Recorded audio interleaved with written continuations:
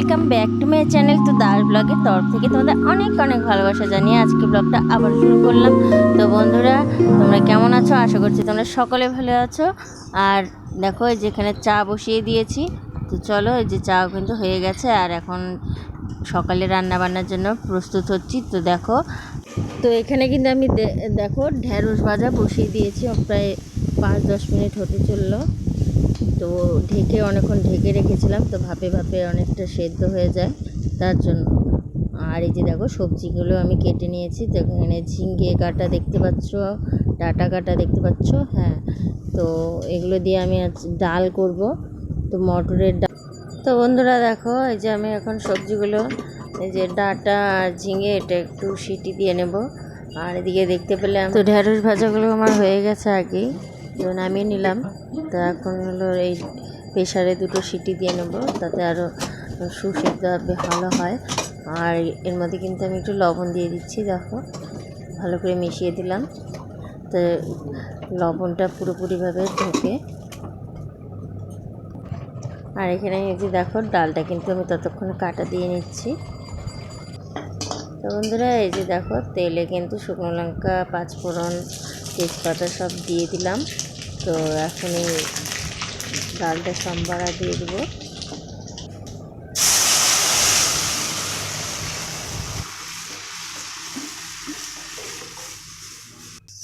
তো এখানে যে ভেজে রাখা শুকনো লঙ্কাগুলো গুলিয়ে তারপর ডালে দিয়ে দিলাম, এতে কিন্তু আরও ডালের স্বাদটা বেশি বেড়ে যায়। তো সকালের খাবার রেডি। তো রান্নাবান্না কমপ্লিট, আর এখন খেতে দিয়ে দিচ্ছি। দেখো, যে বেড়ে নিয়েছি আলু সেদ্ধ, ঢেঁড়স ভাজা আর ডাল দিয়ে।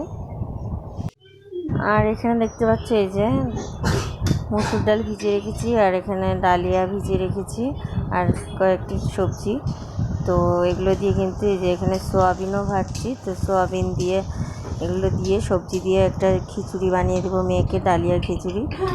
ওকে এতে স্কুলে টিফিন দিয়ে দেবো। তো বন্ধুরা দেখো, এই যে আমার ডালিয়া কিন্তু কমপ্লিট হয়েছে। এটা কিন্তু খেতে খুব ভালো হয়।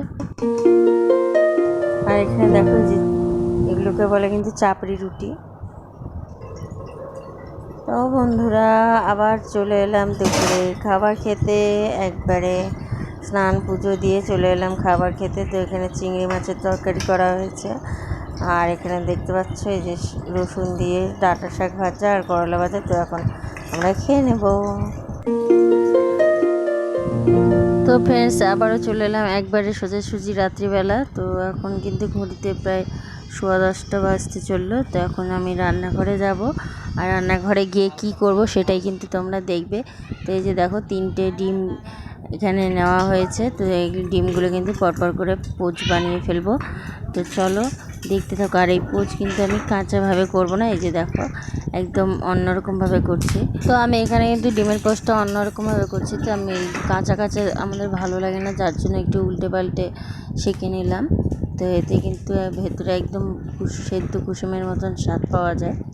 তো তোমরাও যদি করে থাকো তো করতে পারো। দেখো, এই যে এরকম হবে কিন্তু একদম।